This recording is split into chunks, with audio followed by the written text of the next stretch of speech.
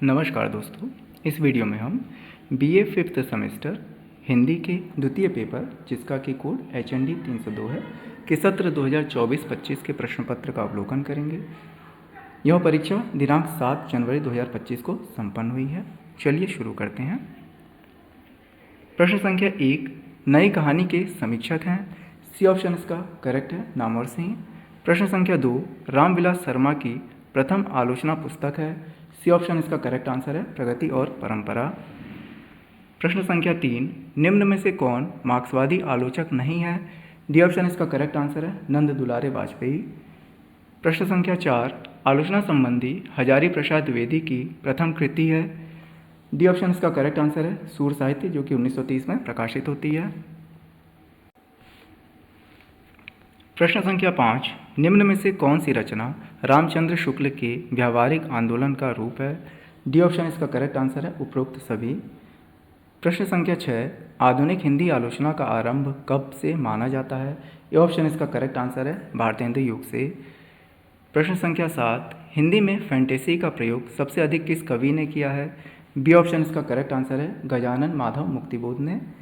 प्रश्न संख्या 8, स्वच्छंदतावादी समीक्षक हैं। सी ऑप्शन इसका करेक्ट आंसर है, नंद दुलारे वाजपेयी। प्रश्न संख्या 9, हिंदी के किस काल के कवियों पर प्रतीकवाद का प्रभाव अधिक है। सी विकल्प यहाँ पर सही है, छायावाद। प्रश्न संख्या 10, लक्षणा शब्द शक्ति के कुल कितने भेद हैं। यहाँ पर कोई भी उपयुक्त विकल्प उपलब्ध नहीं है क्योंकि इसके दो ही भेद होते हैं, रूढ़ि लक्षणा और प्रयोजनवादी लक्षणा। प्रश्न संख्या 11, मूल रूप से काव्य दोष के अंतर्गत नहीं आता है। डी ऑप्शन यहाँ पर करेक्ट है, अलंकार दोष।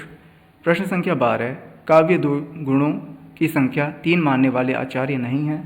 सी ऑप्शन यहाँ पर करेक्ट है, दंडी। प्रश्न संख्या 13, किस गुण में वीर, विभत्स और रौद्र रस का पोषण होता है। ए ऑप्शन यहाँ पर करेक्ट है, ओज गुण में। प्रश्न संख्या 14, साक्षात सांकेतिक अर्थ का बोध कराने वाली शक्ति को कहते हैं। ए विकल्प यहाँ पर सही है, अभिधा शब्द शक्ति। प्रश्न संख्या 15, अभिधा उत्तम काव्य है, मध्य लक्षणाहीन, अधम व्यंजना रस विरस, उल्टी कहत प्रवीण, उपयुक्त कथन है। ए विकल्प यहाँ पर सही है, देव का।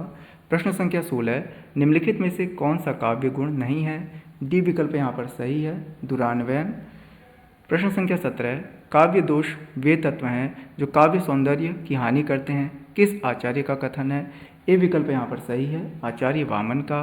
प्रश्न संख्या 18, राजत रंचना दोष युक्त, कविता बनिता मित्र, बुंदक हाला परत ज्यों, गंगा छठ अपवित्र, काव्य दोष की उपयुक्त परिभाषा दी है।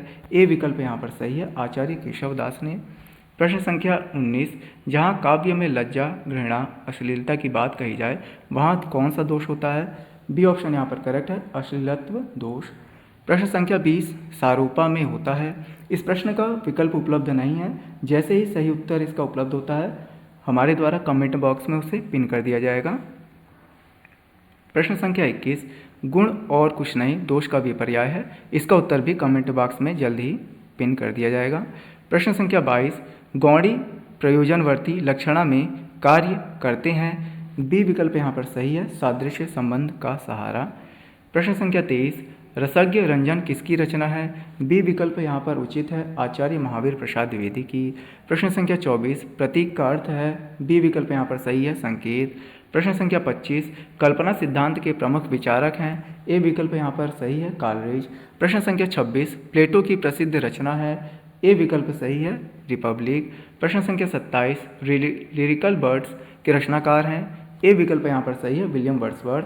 प्रश्न संख्या 28, काव्य बिंब शब्दार्थ के माध्यम से निर्मित एक ऐसी मानस छवि है जिसकी मूल में भाव की प्रेरणा रहती है। यह कथन किसका है। बी ऑप्शन यहाँ पर करेक्ट है, डॉक्टर नगेंद्र का।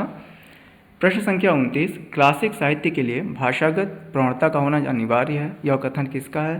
सी ऑप्शन इसका करेक्ट आंसर है, इलियट का। प्रश्न संख्या 30, चिंतामणि निबंधों का संग्रह है। डी ऑप्शन यहाँ पर करेक्ट है, आचार्य रामचंद्र शुक्ल के। प्रश्न संख्या 31, आचार्य नंद दुलारे वाजपेयी ने छायावाद का प्रवर्तक कवि माना। सी ऑप्शन यहाँ पर करेक्ट है, सुमित्रानंद पंत को। प्रश्न संख्या 32, दूसरी परंपरा की खोज किसकी आलोचनात्मक कृति है। ये ऑप्शन इसका करेक्ट आंसर है, डॉक्टर नामवर सिंह की। प्रश्न संख्या 33, जिस प्रकार आत्मा की मुक्तावस्था ज्ञान दशा कहलाती है, उसी प्रकार हृदय की यह मुक्तावस्था रस दशा कहलाती है। और कथन किसका है? ए ऑप्शन यहाँ पर करेक्ट है, आचार्य रामचंद्र शुक्ल का। प्रश्न संख्या 34, हिंदी नवरत्न किसकी प्रसिद्ध रचना है? बी ऑप्शन यहाँ पर करेक्ट है, मिश्र बंधु की। प्रश्न संख्या 35, भरत मुनि के अनुसार काव्य गुणों की संख्या है? ए विकल्प यहाँ पर सही है, 10। प्रश्न संख्या 36, मम्मट ने दोषों के मुख्य रूप से कितने भेद माने हैं? सी यहाँ पर करेक्ट है, 3।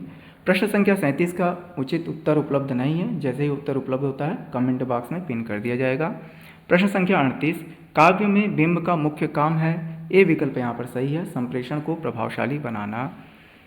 प्रश्न संख्या 39, कविता का कर्म अर्थमात्र ग्रहण कराना नहीं होता, अपितु बिंब ग्रहण कराना होता है। यह कथन किसका है?